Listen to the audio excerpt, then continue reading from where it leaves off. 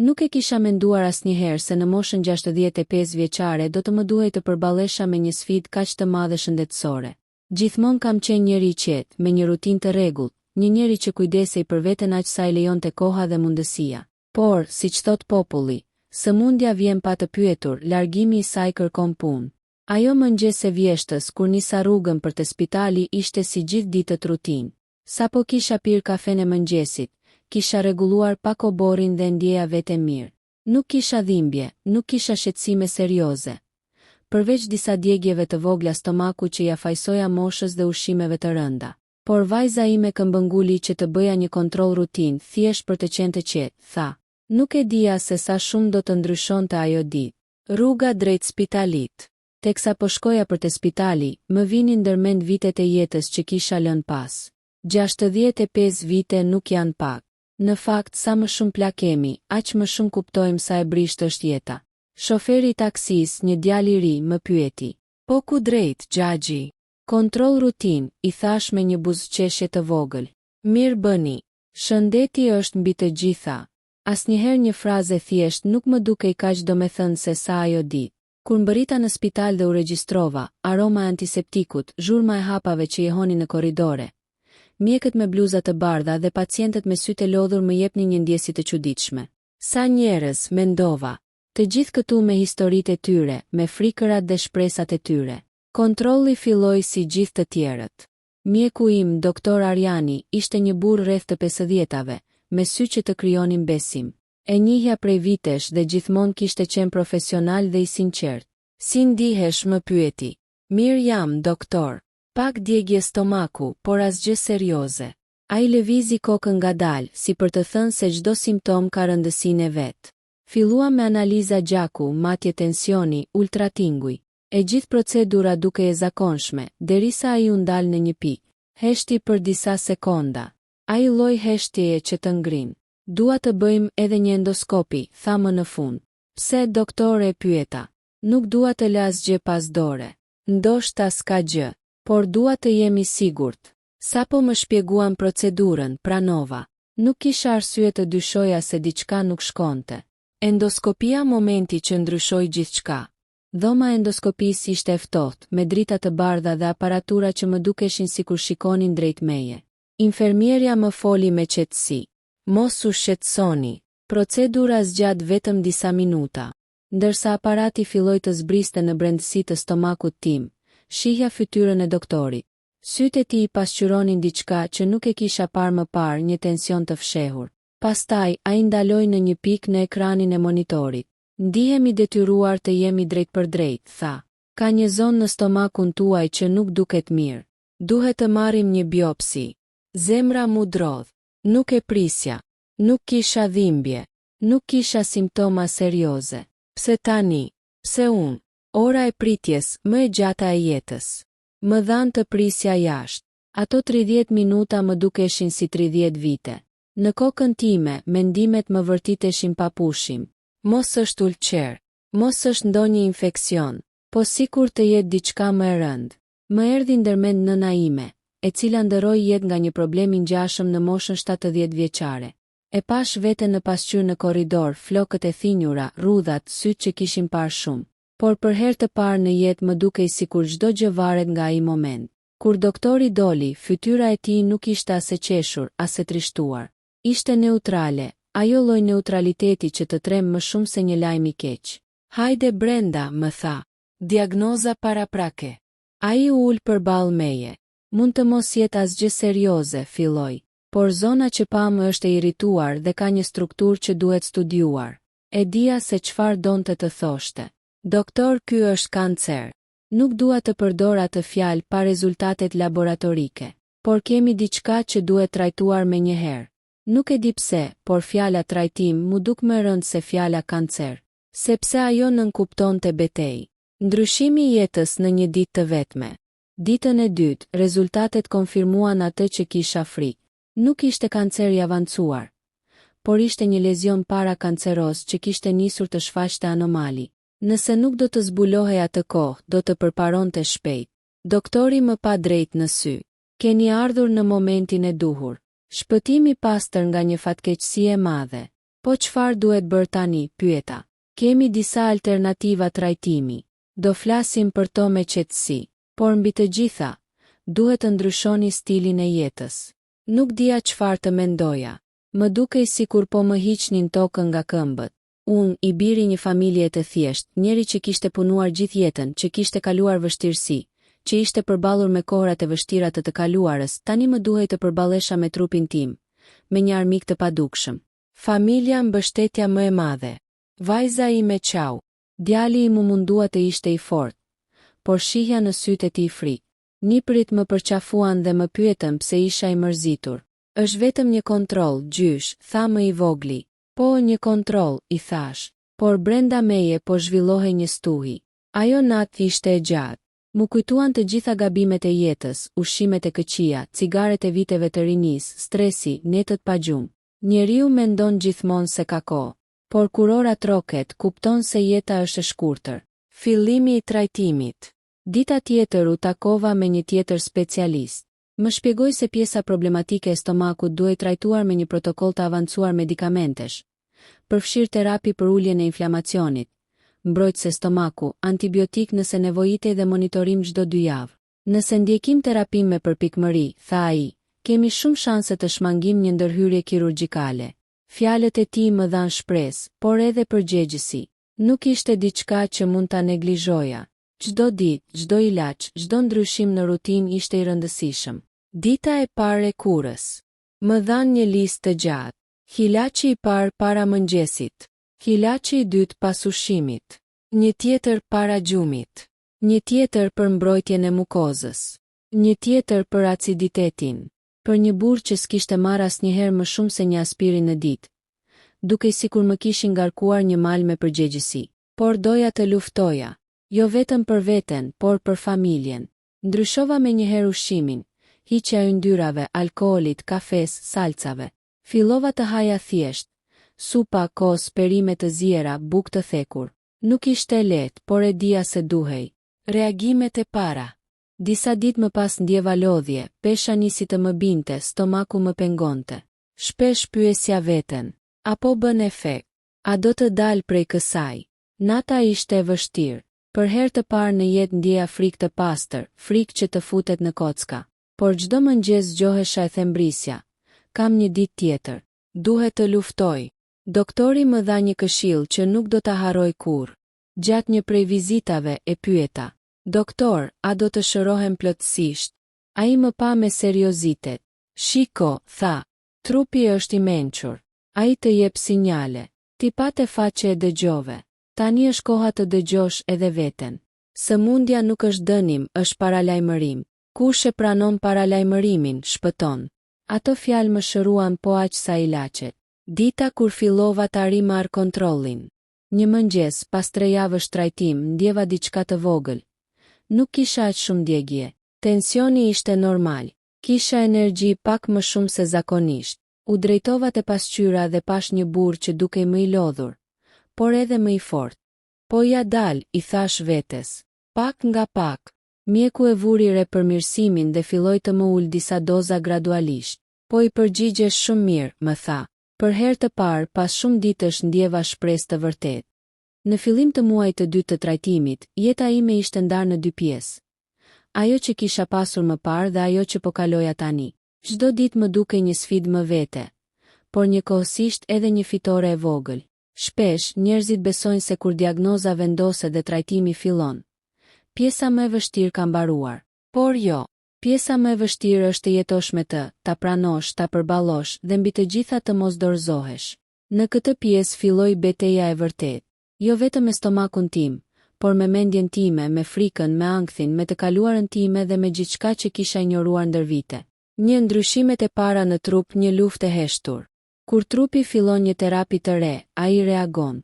Në javën e parë të fazës së dytë të trajtimit, fillova të ndjej një sër simptomash të reja. Her pas here më dridheshin duart, sidomos pas marrjes së ilaçeve të forta.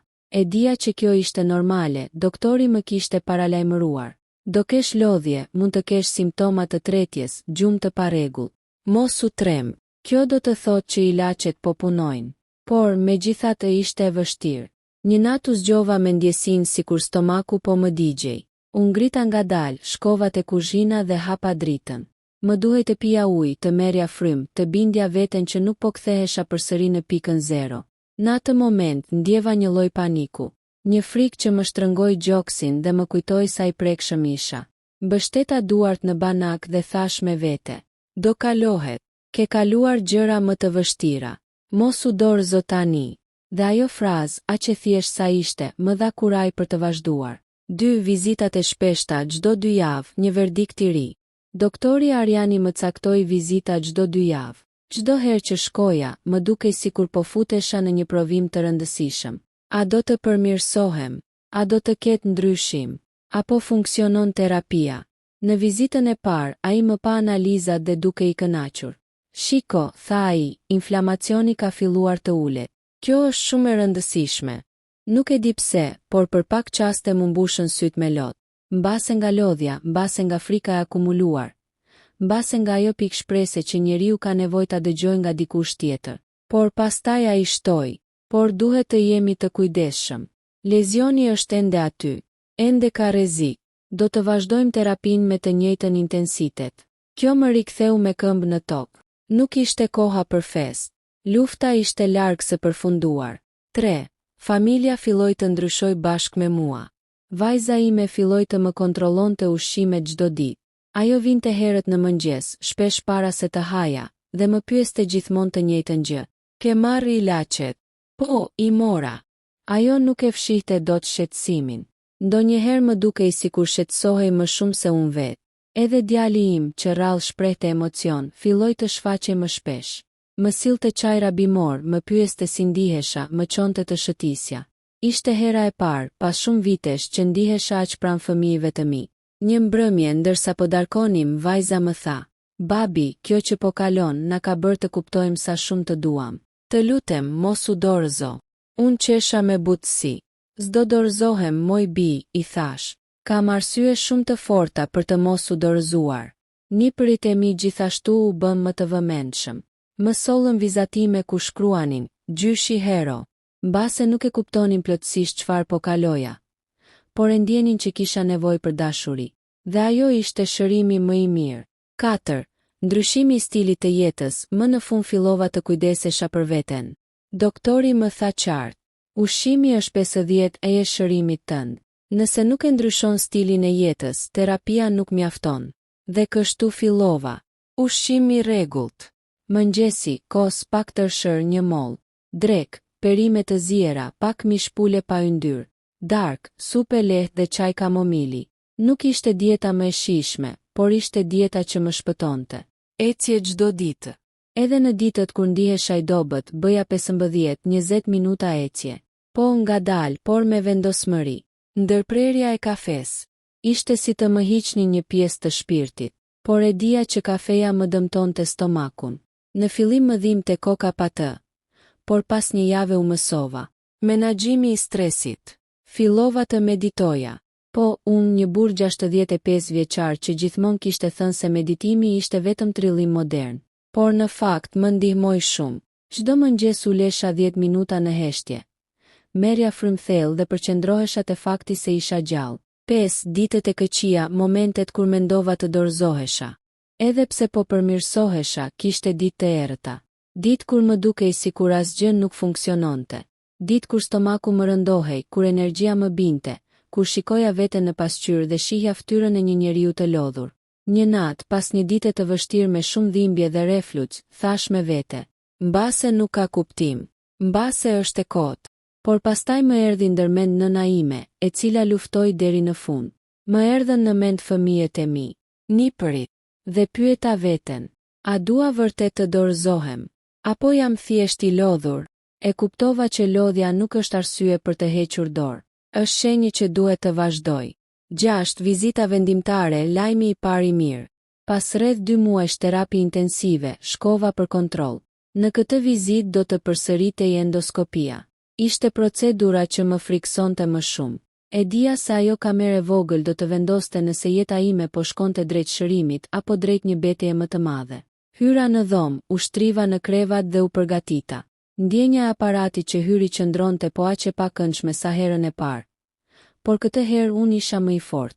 Mjeku shikonte në monitor dhe unë ndiqja fytyrën e tij. Në një moment ai ndaloi. E njëjta heshtje si herën e parë. Zemra ime po rrihte fort. Doktor, çfarë shikon? E pyeta me zë të ulët. Ai buzëqeshi. Një buzëqeshje e ngrohtë e sinqertë. Kemi përmirësim të madh, tha. Zona problematike është zvogëluar dukshëm. Inflamacioni pothuajse është zhdukur. Mu drodhën duart. Do të them më shumë. Nëse vazhdon kështu, ndoshta nuk do ketë nevojë për ndërhyrje kirurgjikale. Ishte hera e parë, pas shumë kohësh, që më pushtoi një ndjenje fuqishme lehtësimi. 7 dritë në fund të tunelit. Pas vizitës, dola jashtë dhe ndjeva që ajri kishte tjetër shije. Dielli dukej më i ndritshëm, qielli më i kaltër. Edhe thjesht ecja në trotuar më dukej si një privilegj i ri. Dhe e dija.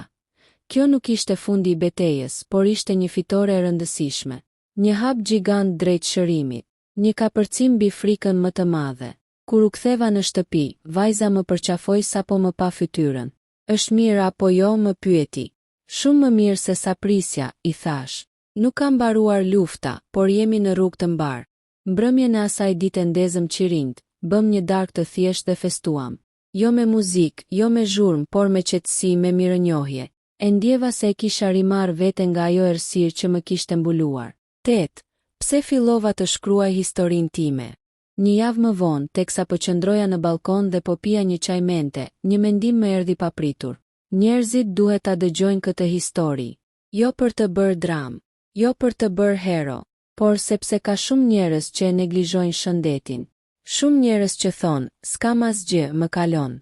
Edhe unë e thosha këtë. Derisa një ditë nuk më kaloi.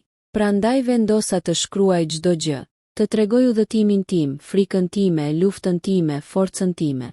Jo për veten, por për ata që mund të shpëtojnë kohë, të shmangin rrezikun, të kontrollojnë shëndetin para se të jetë vonë. 9. Përgatitja për fazën e tretë të trajtimit. Me rezultatet e reja, mjekët vendosën që pjesa e dytë e kurës po i afrohej fundit. Tani duhej të fillonte faza e stabilizimit dhe regenerimit të stomakut. Ishte një fazë shumë e rëndësishme, sepse lezionet parakanceroze mund të rikthehen nëse nuk monitorohen. Doktori më shpjegoi. Tani që kemi përmirësim, synojmë të forcojmë mukozën e stomakut, të sjellim tretjen në normalitet dhe të shmangim çdo rikthim. Kjo fazë është po aq e rëndësishme sa e para.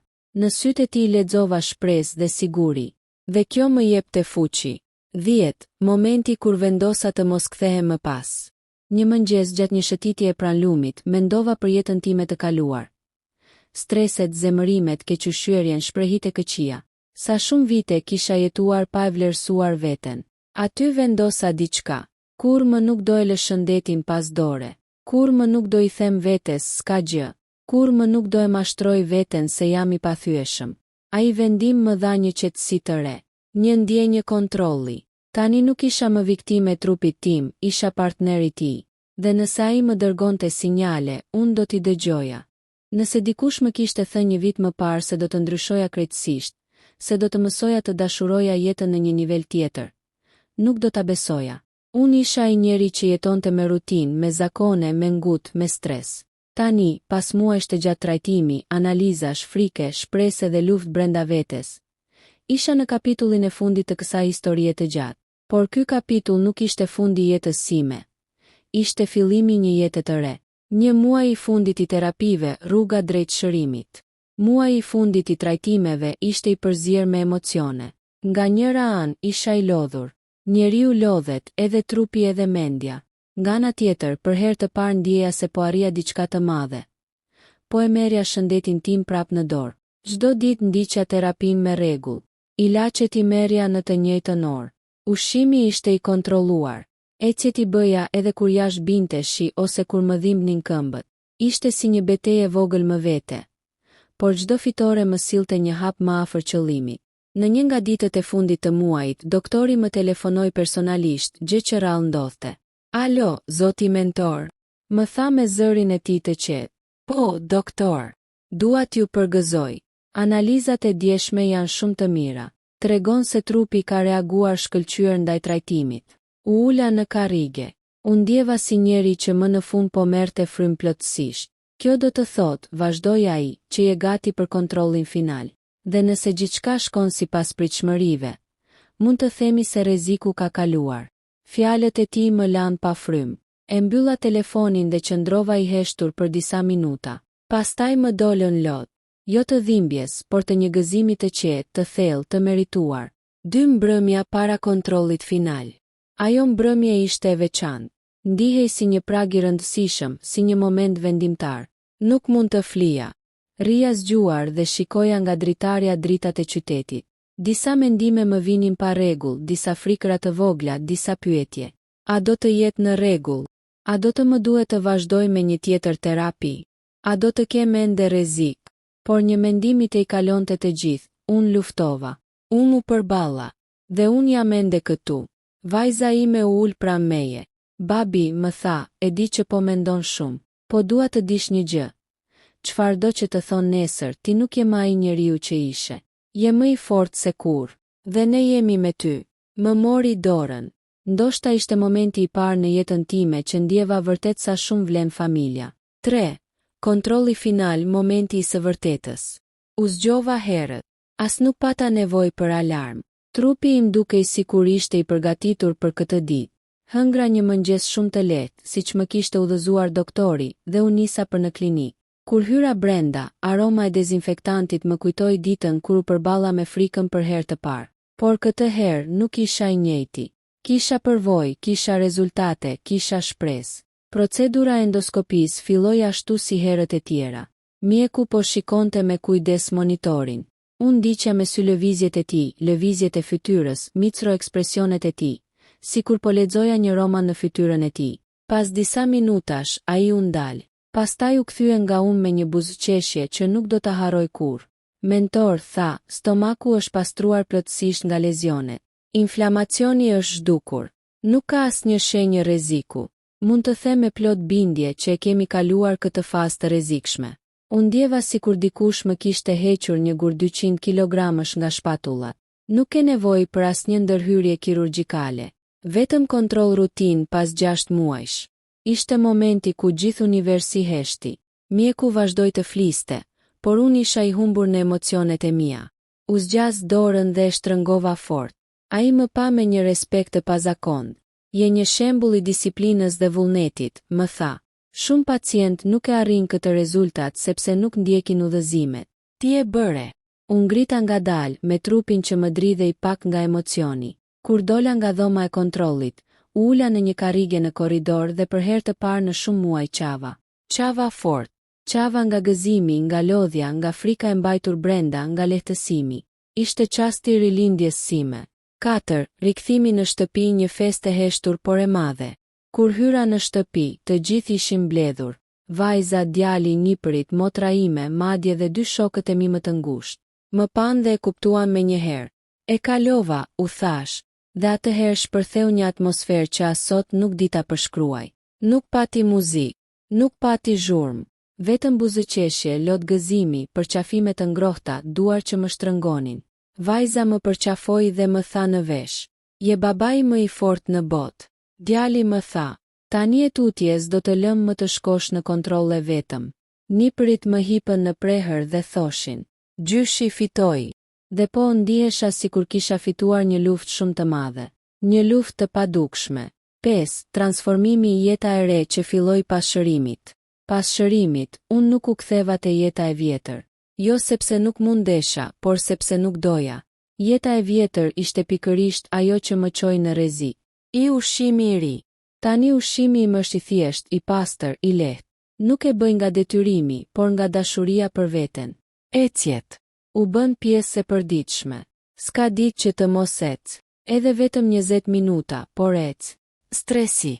E menaxhoj ndryshe. Nuk ngre zërin. Nuk e lodh veten me gjëra të kota. Nuk i harxoj më ditët me nerva. Kam kuptuar që stresi është helm. Vë mirënjohja. Çdo mëngjes falenderoj Zotin që jam gjallë. Çdo mbrëmje falenderoj jetën që më dha një shans të dytë. Vë kontrolli. Nuk pres më që trupi të më ul në tokë. Shkoj vetë. Kontrollohem rregullisht. 6. Mësimi më i madh, jeta nuk është e garantuar.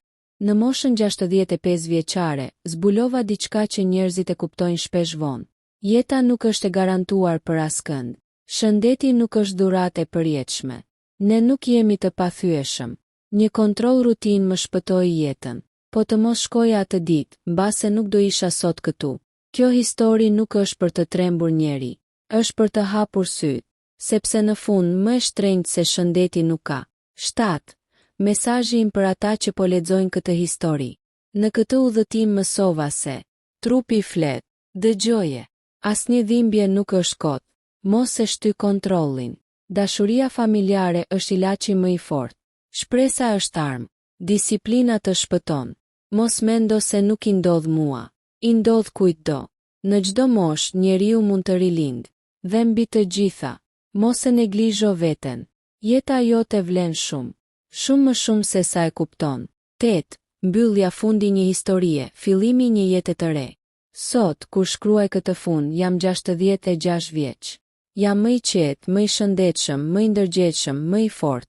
Nuk jam ai njeriu që mendonte se shëndeti ishte i pashtershëm. Sot jam një njeri që e ka menduar vdekjen, e ka ndjer frikën, dhe megjithatë ka zgjedhur të jetoj. Dhe jetoj çdo ditë si një dhuratë. Në fund të fundit, kjo histori nuk është thjesht për një diagnozë apo trajtim.